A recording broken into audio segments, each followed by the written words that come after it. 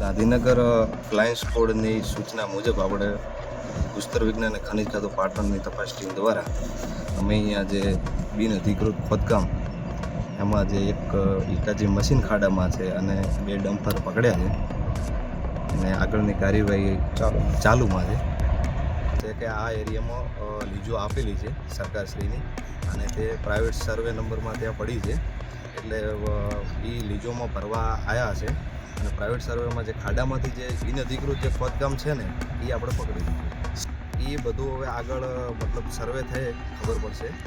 અત્યારે તો એમને જે લીજમાં ભરવા આવ્યા છે એટલે એના શંકાથી દાયરામાં લઈ અને એ લોકોને જવા એ લોકો લીજમાં ભરવા આવ્યા. આગળની આની માપણી થશે અને પછી જે દંડનીય કાર્યવાહી થશે એ થશે. અહીંયા તો લીજ જ નથી, સાફ બિનઅધિકૃત ખોદકામ છે સાદી રીતે ખનીજનું.